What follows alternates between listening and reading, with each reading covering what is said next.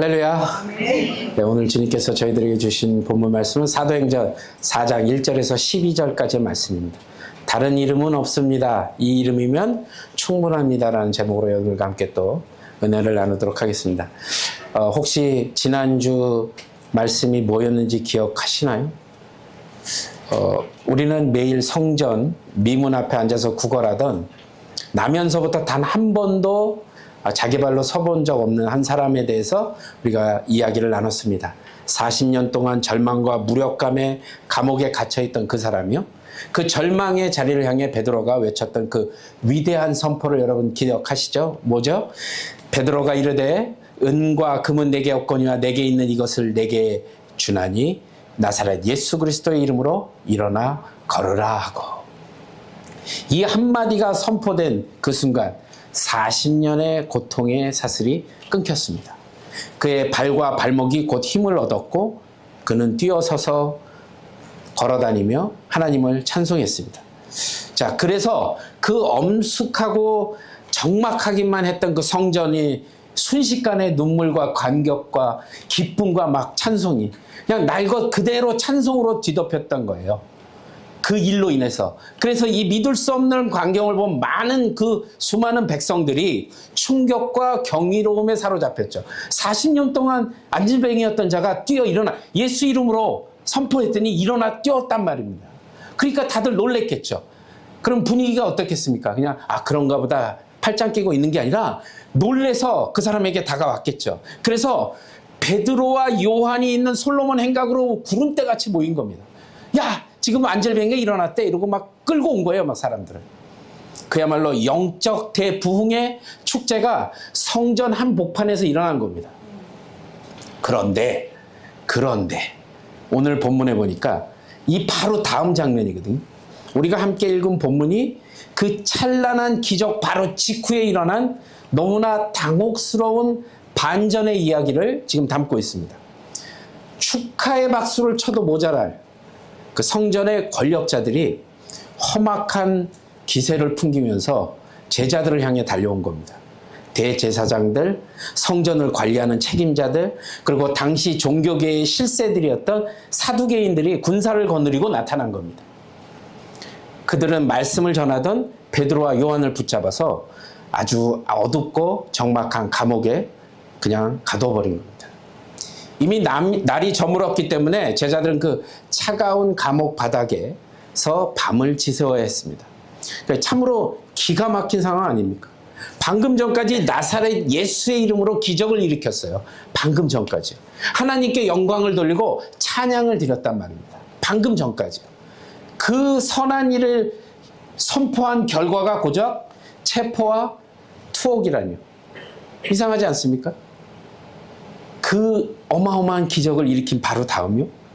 근데 우리 이 당혹스러운 반전 앞에서 우리 자신의 일상을 한번 돌아보자는 겁니다. 우리는 어떤가? 우리도 믿음으로 살려고 정말 무단히 애를 씁니다. 그런데 이런 순간이 나타나죠. 하나님, 내가 하나님의 말씀에 순종해서 정말 선한 결정을, 정말 하나님 뜻 가운데 결정을 내렸는데 왜 내 삶이 이 모양 이 꼴이죠? 라고 얘기하는 사람들이 있잖아요. 내 직장과 가정에서 용기를 내서 예수의 이름을 선포하고 정말 그리스도인답게 살려고 막 무단히 애를 쓰고 있는데 오히려 그것 때문에 오해를 받게 되고 그것 때문에 핍박을 받고 관계가 단절되는 일이 왜 생기냔 말입니다.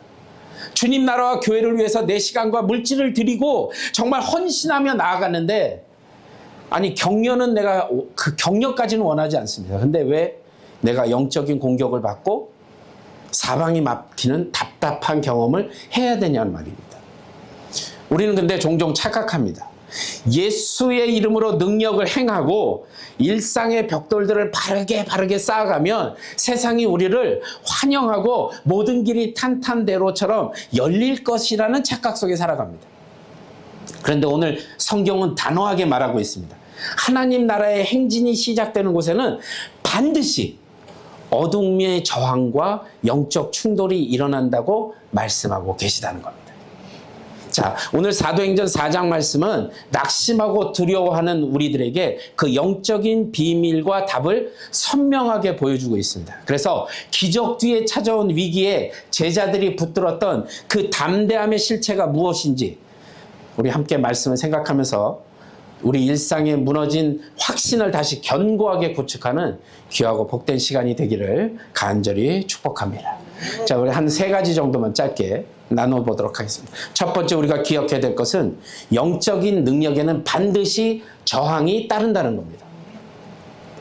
오늘 본문의 사도행전 4장 1절에서 3절을 보면 어떤 말들이 있냐면 제사장들하고 성전 맡은 자들 사두개인들이 막 쫓아옵니다. 그리고 그들을 붙잡아서 이튿날까지 가둔다고 돼 있어요. 그런데 험악하게 달려왔는데 왜 이들이 그 기쁨의 현장에 찬물을 끼얹었나? 2절 후반부에 보면 딱 나와 있죠. 뭐라고 돼 있죠? 예수 안에 죽은 자들의 부활이 있다고 백성을 가르치고 전하는 걸 뭐예요? 싫어했다는 겁니다. 그걸 싫어해서 가둔 거예요. 싫어했다. 그들이 참을 수 없었던 게 2가지가 있었습니다. 왜 그들이 이걸 참을 수 없고 싫어했을까? 2가지예요. 첫 번째는 예수 이름의 권위에 있습니다. 그러니까 뭐냐면 그들은 얼마 전에 예수를 잡아 죽였잖아요. 그들이 죽인 겁니다. 그래서 못 박아 죽임으로써 모든 상황이 다 끝났다 이렇게 생각한 겁니다. 그런데 자신들의 그 종교적 기득권과 평화가 유지될 줄로 알았는데 그들이 죽인 예수의 이름이 버젓이 성전 한복판에서 다시 선포가 된 겁니다. 그 이름으로 40년 된 안질뱅이가 막 일어난 거예요. 강력한 능력이 나타나니까 엄청난 위기감을 가진 겁니다. 그래서 싫어한 거예요. 2번째, 부활의 선포입니다. 부활의 선포.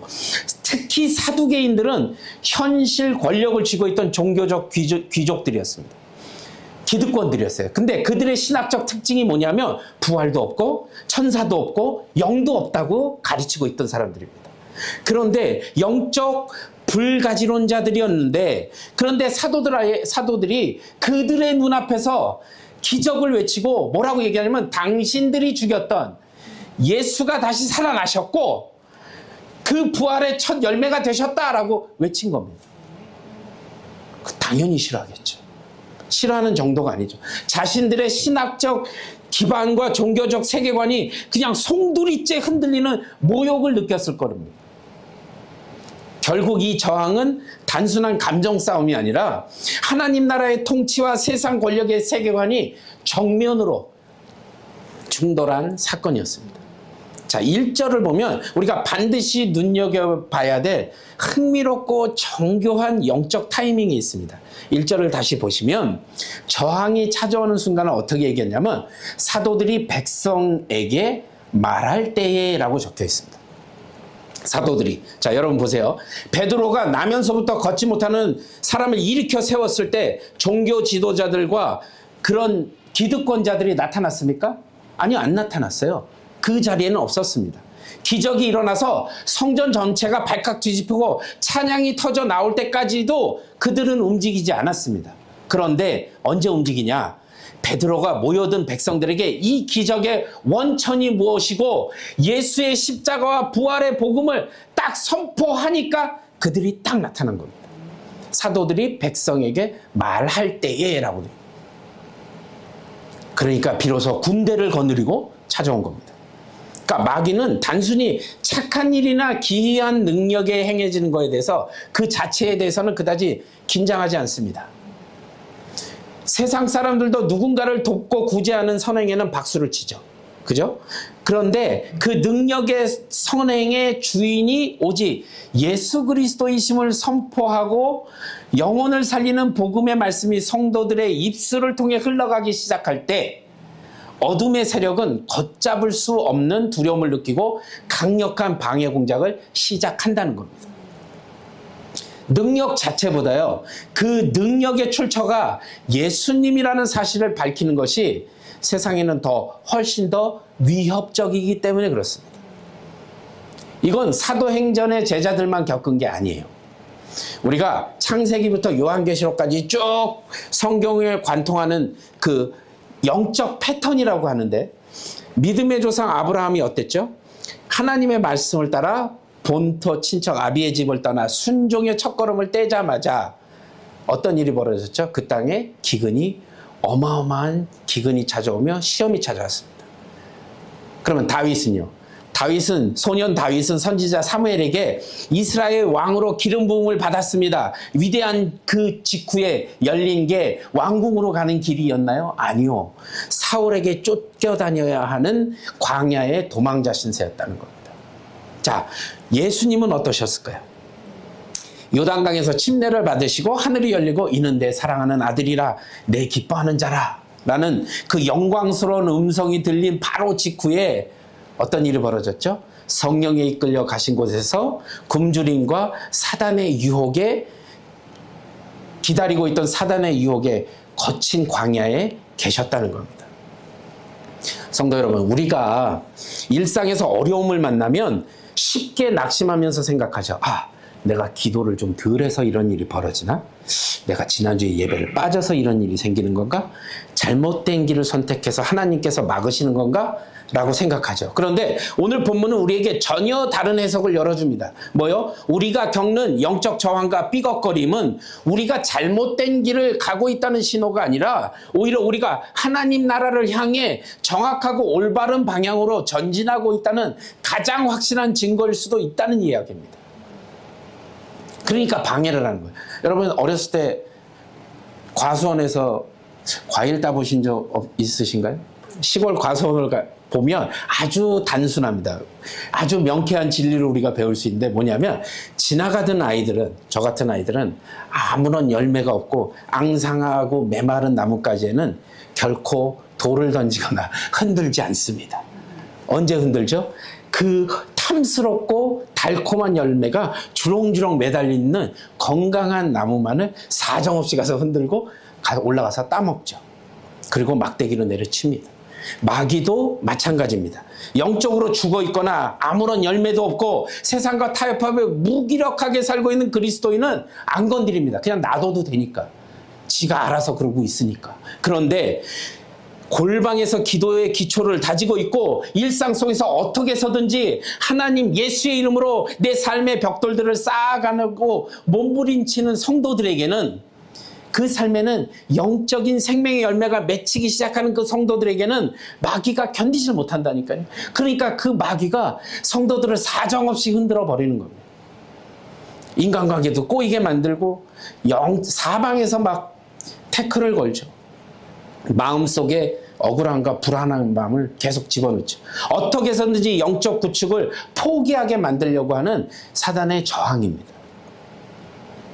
여러분 혹시 직장에서, 가정에서 믿음으로 사시려고 애쓰시다가 낙심할 만한 일을 당하셨습니까? 아니면 억울한 오해나 아니면 더 상황이 꼬이는 것 같은 답답함을 경험하셨나요? 그렇다면 안심하십시오. 그리고 기뻐하십시오. 여러분 삶에 진정한 예수 그리스도의 능력이 나타나고 있다는 증거입니다. 마귀가 긴장해서 여러분이라는 그 열매 맺는 나무를 흔들기 시작했다는 영적 증거이기도 합니다.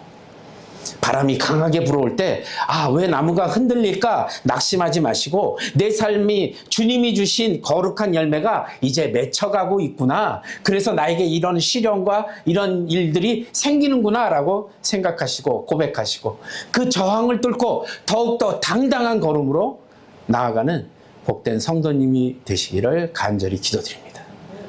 자, 두 번째 우리가 생각해야 될 건 뭐냐면 성령 충만한 사람의 말은 다르다는 겁니다. 자, 저항과 위기를 직면했을 때 세상 사람들은 두려움에 사로잡혀서 변명하거나 도망치죠.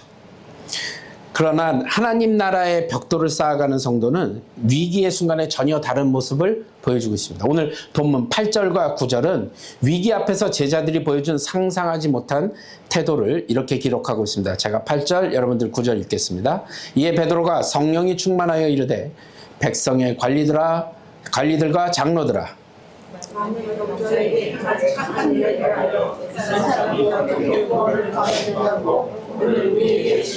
아멘. 자, 베드로와 요한이 차갑고 어두운 그 감옥에서 하룻밤을 보내고 그 다음날 아침에 이스라엘의 최고 권력자이자 사법기관인 어디로 끌려갔냐면 산헤드린 공회로 한복판으로 끌려가 나갔습니다. 자, 이 한복판에 누가 있었냐? 대제사장 안나스와 가야바가 있었습니다. 이 사람들이 누구죠? 눈을 부릅뜨고 예수님을 죽였던 사람들입니다. 자, 그럼 이 상황이 어떤 상황인지 이제 이해가 가시죠? 예수님을 불법으로 신문하고 짓밟고 결국 십자가에 못 박은 사람들입니다. 피도 눈물도 없는 사람들입니다. 당대 최고의 권력자들입니다. 그들 앞에 지금 끌려간 겁니다. 제자들은 누구보다도 그들의 무자비함을 익히 알고 있는 상황입니다. 자, 그런데 까딱 잘못하면 자신들도 똑같이 예수님처럼 십자가에 못 박혀 죽을 거라는 걸 이들도 알고 있는 절체절명의 위기였는데, 그 공회의 삼엄한 분위기와 권력자들의 위압감은 제자들의 숨을 꽉 막히게 할 수 있을 정도였습니다. 그런 이 숨 막히는 현장에서 베드로가 주눅들지 않고 앉았죠. 그리고 성경은 이 비결을 단 한 문장으로 단호하게 증거합니다. 뭐라고요? 베드로가 어떻게 해요? 성령이 충만하여. 자, 여기서 우리가 베드로의 인생을 송두리째 바꿔놓을 영적인 반전을 목격하죠. 자, 베드로가 누구죠? 얼마 전까지 예수님을 부인하고 예수님을 저주까지 하면서 맹세하고 3번이나 부인했던 그 사람입니다. 그게 원래 인간 베드로가 가졌던 바닥이자 한계였죠. 근데 지금 눈앞에는 우리가 알고 있던 그 베드로가 아닙니다. 그 겁쟁이 베드로가 아니에요. 장소는 더 삼엄해졌고요. 뒷뜰에서 모닥불 펴놓고 있던 그 분위기가 아니라니까요.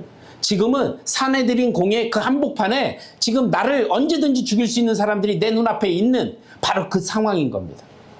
그런데 도망치거나 숨지 않고 오히려 우주의 재판장이신 예수님을 담대하게 선포했다는 겁니다. 자, 이 짧은 시간에 베드로에게 무슨 일이 일어난 거냐는 거. 무엇이 이 비겁한 도망자를 사자와 같은 복음의 증인으로 탈바꿈을 시켰냐는 겁니다. 바뀐 것은 상황이 아닙니다. 상황이 바뀐 게 아니에요. 바뀐 것은 베드로의 내면이죠. 바로 마가의 다락방에서 부어주신 강력한 성령의 역사가 베드로를 붙잡은 겁니다. 성령 충만은 단순히 그냥 감정으로 흥분해서 막 날뛰거나 소리 지르는 것이 아니라, 성령 충만함의 가장 확실한 증거는 내 안에 두려움이 있어야 할 그 자리에 하나님이 주시는 배짱과 담대함이 들어서 있는 겁니다.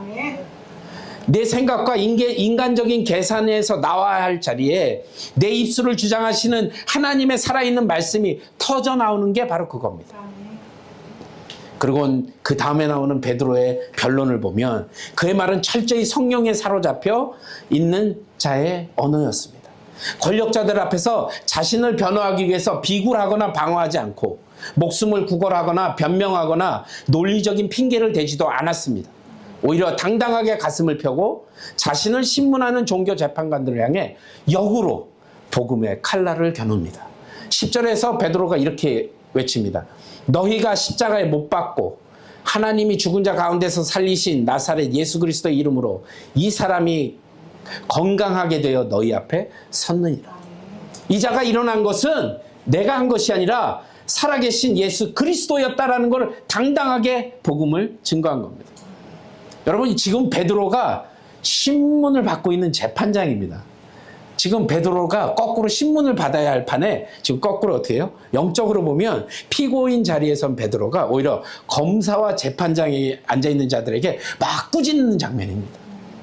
그들에게 예수 그리스도의 복음을 오히려 선포하는 장면이에요.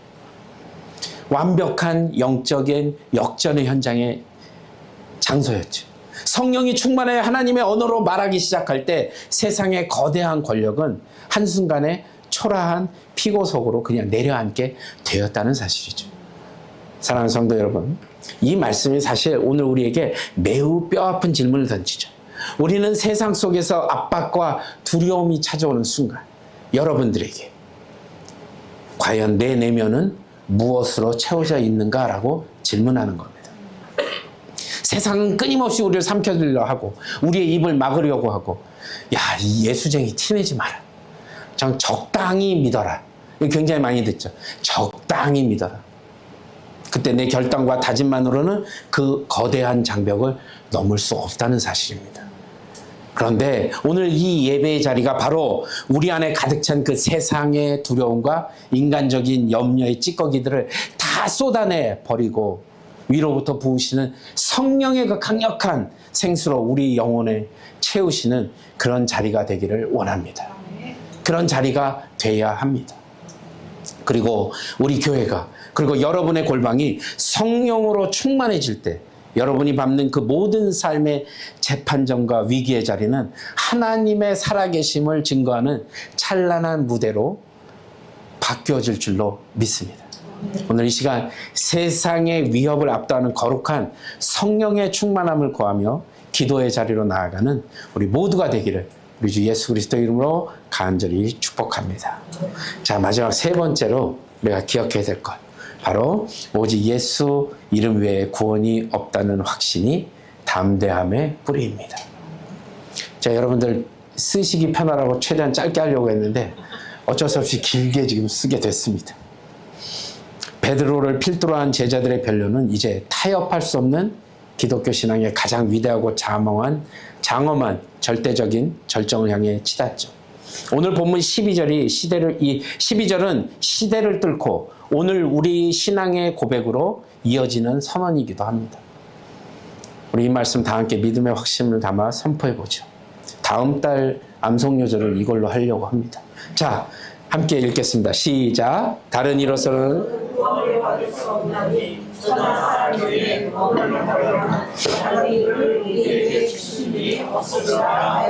아멘. 적어도 기독교, 우리가 예수님을 믿는 예수님의 제자라면 이 말씀 정도는 외우고 계셔야 됩니다. 기본입니다. 자, 오늘 이 4장 12절의 선언이 우리가 참 어느 교회를 가도 이 암송을 많이 하는 유절이거든요. 그런데 2000년 전에 이 역사적 현장에서는 사실 그냥 우리가 지금 이렇게 써 있는 걸 외우니까 그런가 보다 그러는데, 당시 시대로 다시 돌아가서 이 말씀을 지금 했다고 생각해 보면 어떤 일이냐 보세요. 극도로 위험하고 파괴적인 발언이었습니다. 자, 제자들을 지금 둘러싸고 있는 세계가 누구죠? 로마 제국이었습니다. 로마 제국. 자, 보세요. 로마 제국의 통치 철학은 뭐였냐면 종교적 다원주의입니다.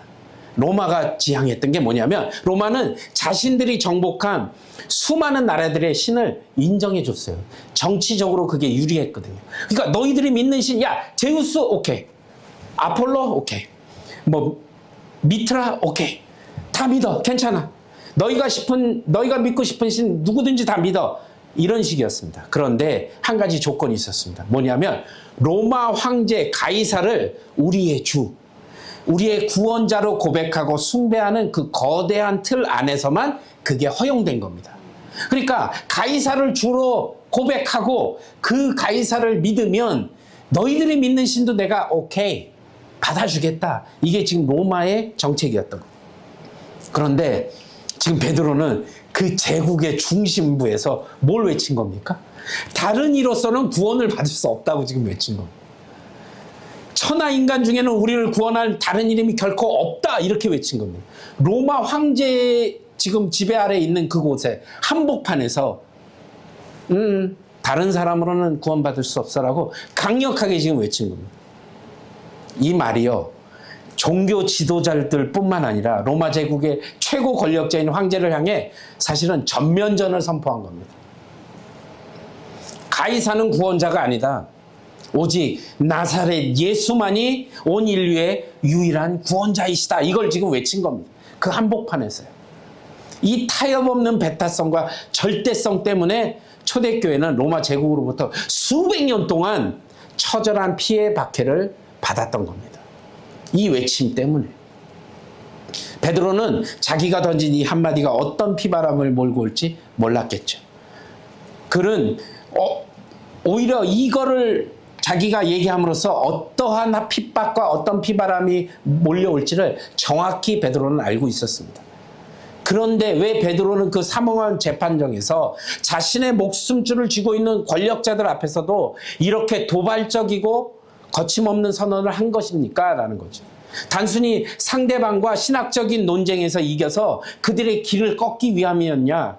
아니면 우리가 알고 있는 것처럼 베드로가 욱하는 성질 때문에 그날 거기서 그냥 그 욱하는 성질이 발동해서 호기를 부린 것이냐? 아니요. 그 외침은 그 영혼의 가장 깊은 밑바닥에서 한치의 거짓도 없이 터져나온 진심 어린 확신이었습니다. 왜요? 베드로 입장을 한번 보십시오. 지난 3년간을 한번 돌아보라는 겁니다. 베드로는 예수님과 함께 먹고 자고 공생의 전체를 함께 동행했던 사람이었습니다. 베드로는 빈들에서 떡 5개와 물고기 2마리로 5,000명을 먹이는 그 기적도 직접 눈으로 목격했고요. 사방이 캄캄한 집만한 파도들이 몰아치는 그 갈릴리 바다 위를 걸어오시는 주님도 봤고요. 자기도 실제로 걸었고요. 또한 주님의 말씀을 의지해서 무리를 걸었잖아요. 변화산 위에서 해같이 빛나는 주님의 영광스러운 모습을 또 모세와 엘리야를 친히 봤잖아요. 십자가에서 비참히 찢겨 죽으신 줄 알았던 주님께서 부활하셔서 자신에게 찾아와서 생선을 구워주시는 손길을 만졌던 사람이란 말입니다. 그가 마가의 다락방에서 불처럼 임하시는 성령의 권능을 온몸으로 받았단 말입니다. 지금 결정적으로 바로 어제 성전 미문 앞에서 평생을 주저앉아 있던 40년 된 안진뱅이가 예수 그리스도의 이름 한마디로 벌떡 일어나서 사슴처럼 뛰어다니는 걸 자기가 목격한 거잖아요. 두 눈으로 똑똑히 확인했다는 겁니다. 이게 베드로였어요. 이 엄청난 역사를 통과한 베드로에게 예수 이름 외에 구원이 없다, 이 고백은 성경에 적힌 그냥 신학적인 명제가 아니었단 말이에요. 자기 몸으로 직접 경험하고 그걸 통해서 부인할래야 부인할 수 없는 자기 인생의 생생한 목격담이었단 말이에요. 삶의 뼈마디에 새겨진 실제적인 경험이었다는 겁니다. 온 우주를 다 뒤져봐도 죽음을 깨트리고 일으켜서 인간의 죄를 건져낼 수 있는 분은 오직 예수 그리스도 한 분뿐이라는 그 결론에 다다른 겁니다. 그 사실을 온몸으로 알았던 거죠. 이 거대한 확신이 그 영혼에 확 들어차니까 대제사장의 칼날도 사내들인 공의 위협도 절대 베드로를 흔들 수 없었다는 겁니다. 오직 유일한 진짜를 만난 자만이 가질 수 있는 위대한 하늘의 배짱이었죠. 여러분, 오늘 우리 살아가고 있는 우리에게 이 담대함 또한 이 자리에서부터 시작되어야 합니다. 저와 여러분이 이 담대함을 가지고 나아가야 된다는 겁니다. 세상은 우리에게 끊임없이 손가락질하면서 조롱하죠. 지금도요. 왜 기독교인들은 그렇게 독선적이냐는 겁니다. 왜 꼭 예수에게만 구원이 있다고 하냐. 야, 착하게 살면 다 천국 가는 거 아니냐라고 얘기하죠. 그리고 교회를 압박하고 종교적 다원주의를 강요합니다. 그 세상의 조롱과 문화적 압박 속에서 우리는 왜 이렇게 무력하게 숨어 있어야만 되냐는 겁니다. 왜 직장과 학교와 가정에서 그리스도인이라는 사실을 떳떳하게 밝히지 못하고 비겁하게 입을 닫아버리냐는 겁니다. 왜 그러냐는 거죠. 이유는 한 가지입니다. 그것은 우리에게 확신이 부족하기 때문입니다. 예수 이름 외에는 구원이 없다는 그 말이 내 삶의 생생한 목격담이 아니라 그저 주일날 들었던 예배당에서 지식으로 들었던 거에 동의하는 종교적인 구호에 머물러 있기 때문에 그렇습니다. 지식으로만 아는 신앙은 세상의 작은 압박과 이익의 유혹 앞에 쉽게 흔들리고 타협한다는 거죠. 우리 안에 그 경험이 있어야 된다는 겁니다. 그 경험을 가지고 세상 밖으로 나아가 외쳐야 된다는 거죠. 예수 그리스도 외에는 구원이 없다. 담대하게 외치셔야 한다는 겁니다. 그래서 그 감격스러운 구원의 확신, 내 힘으로는 도저히 해결할 수 없었던 그 인생의 저주와 상처가 오직 예수 그리스도의 십자가의 보혈로 용서받고 치유됐다는 그 경험, 도저히 일어설 수 없었던 절박한 그 절망의 한복판에서 예수님 이름을 부르짖었을 때 내 영혼이 다시 살아났던 그 실제적인 삶의 증거를 가진 사람이 세상의 그 어떤 위협 앞에서도, 사람들의 비웃음 앞에서도, 홀로 남겨진 것 같은 극심한 외로움 앞에서도 당당하게 가슴을 펼 수 있는 이유입니다, 여러분. 성도 여러분, 여러분에게 나사렛 예수 그리스도라는 그 이름은 과연 얼마나 실제적입니까? 그냥 교회에 왔으니까, 예수님을 믿어야 된다고 하니까, 여러분은 실제 매일의 삶 속에서 그 이름과 권세를 이용하여 일상을 살아가고 계시냐는 겁니다. 기적은 성전 미문만에서 일어나는 것이 아니라는 사실입니다, 여러분. 여러분에게도 예수 그리스도의 능력으로 치유할 수 있는 능력이 있다는 사실 잊지 마시기 바랍니다. 여러분도 안질뱅이를 일어나게 할 수 있는 능력이 있으십니다. 눈먼 자를 눈뜨게 할 수 있는 능력이 있습니다. 누구로 인해서요? 예수 그리스도로 인해서요. 자녀들을 키우는 삶의 현장에서 예수 그리스도의 이름을 붙들고 무릎을 꿇을 때 그 이름은 여전히 살아 역사하는, 우리 삶에 묶인 것들을 풀어내고 무너진 자리를 일으켜 세우는 것이 될 것입니다. 오늘 우리가 기도의 자리로 나아갈 때 무엇보다도 내 삶에 예수 이름이 역사했던 그 은혜의 순간들을 다시 기억하시기를 간절히 원합니다. 사단이 던지는 환경의 그 두려움에 속지 마십시오. 세상의 권력의 위협에 여러분 기죽지 마십시오. 천하 인간의 우리에게 구원을 주실 이름은 오직 예수 그리스도 한 분뿐입니다. 이 타협 없는 유일한 복음을, 확신을 가슴에 여러분 꽉 품으시고 세상 속으로 담대하게 나아가 파송되어 여러분의 일상 가운데 그 반석 위에 견고하게 구축해 나가는 거룩한 성도님들이 되시길 우리 주 예수 그리스도 이름으로 간절히 축복합니다. 자, 이제 오늘 말씀을 여러분들 맺도록 하겠습니다. 자, 제가 3가지 영적인 교훈을 함께 나눴습니다. 자, 첫 번째, 영적인 능력에는 반드시 저항이 따른다고 말씀드렸습니다. 내 삶에 찾아오는 영적인 저항과 삐걱거림은 내가 잘못 가고 있다는 신호가 아니라 오히려 하나님 나라를 향해 올바른 방향으로 전진하고 있다는 가장 확실한 증거라고 말씀드렸고요. 두 번째, 성령 충만한 사람의 말은 다르다. 성령 충만은 그냥 감정의 흥분이 아니라 두려움이 있어야 할 자리에 하나님이 주시는 배짱과 담대함이 서는 것이고, 위기 속에서 내 인간적인 머리나 이런 것이 아니라 하나님의 말씀이 터져나오는 것이라고 말씀드렸습니다. 마지막, 오직 예수 이름 외에는 구원이 없다는 확신이 담대함의 뿌리라는 사실. 이 고백이 그저 책 속의 딱딱한 지식이 아니라 내 삶을 깨트리고 찾아오신 생생한 목격담과 경험이 될 때 우리는 세상의 그 어떤 조롱과 위협 앞에도 흔들리지 않는 하늘의 배짱을 갖게 된다는 사실을 잊지 마시기 바랍니다. 자, 여러분, 오늘 본문의 마지막 장면을 한번 깊이 묵상해 보시죠. 사내들인 재판이 끝나고 베드로와 요한이 감옥의 문을 열고 마침내 밖으로 나왔을 때 세상은 어떻게 바뀌어졌냐는 겁니다.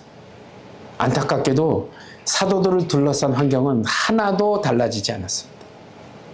자신들을 잡아 가두었던 대제사장들과 서슬퍼런 종교 권력자들은 여전히 그 자리에서 기세등등하고 어떻게 하면 잡아 죽일까 노려보고 있었던 그 상황, 하나도 바뀐 게 없습니다. 기독교를 향한 세상의 위협과 눈초리는 도리어 더 날카로워졌죠. 로마 제국의 거대한 벽은 조금도 금가지 않은 채 견고해 보였습니다. 상황은 여전히 차가웠고 세상은 변하지 않았습니다. 그러나 진짜 놀라운 변화는 다른 데 있었죠. 바로 세상은 변하지 않았지만 세상을 마주하는 제자들은 완전히 변해 있었다는 사실입니다. 그들의 내면 깊은 곳에 있었던 두려움과 공포, 그 자리에 성령님이 주시는 하늘의 담대함이 당당히 자리를 잡았던 겁니다. 위협 앞에 비겁한 타협과 침묵이 흘러야 되는 그 자리에 오직 나사렛 예수 그리스도의 그 살아있는 복음의 선포가 활화산처럼 터져나왔다는 겁니다. 오히려 세상이, 환경이 그들을 바꾼 것이 아니라 그들 안에 계신 성령께서 환경을 압도해 버리신 겁니다. 여러분, 이 위협적인 환경 앞에서 뒤로 도망치거나 숨지 마시기 바랍니다. 오늘 제자들처럼 저항의 자리, 두려움의 자리에 당당하게 두 발을 딛고 서시기 바랍니다. 그리고 내 힘과 내 의지가 아니라 위로부터 주시는 성령의 권능으로 여러분들의 심령을 가득 채우시기 바랍니다. 그리고 여러분의 일상을 향해, 여러분을 주저앉히려는 사단을 향해 믿음의 배짱을 담아 외치시기 바랍니다. 나사렛 예수 그리스도의 이름으로 명하노니 내 삶의 모든 절망은 떠나갈지어다. 여러분 선포하셔야 됩니다. 그래서 쫓아내셔야 합니다. 내 삶에 들어오는 모든 악한 것들을 나사렛 예수 그리스도의 이름으로 쫓아내시기 바랍니다. 여러분들에겐 그 능력이 있으시다는 겁니다. 왜 주저앉고 왜 구석에 홀로 주저앉아 울고 계시냐는 겁니다. 일어나 당당하게 외치십시오. 그게 바로 예수님께서 저희들에게 주신 능력이라는 겁니다. 성령의 능력으로 쫓아내십시오. 이 세상 어떤 권력과 돈도 나를 구원할 수 없다. 다른 이름은 없다. 오직 예수 그리스도 한 분 외에는 구원이 없다라고 외치시기 바랍니다. 이 타협 없는 확신 하나가 오늘 저와 여러분들의 영혼을 세상이 감당하지 못할 담대한 거인으로 만들어줄 줄로 믿습니다. 이 존귀한 이름 하나가 우리를 짓누르는 모든 미래의 불안함과 현재의 두려움을 넉넉히 이기게 해 주실 것입니다. 세상에 은과 금은 좀 부족할지라도 우리에게는 만왕의 왕이신 예수 그리스도의 이름이 있습니다. 그 이름 하나면 충분합니다.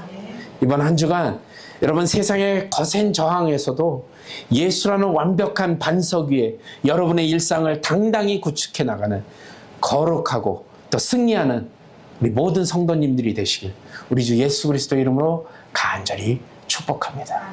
기도하시겠습니다.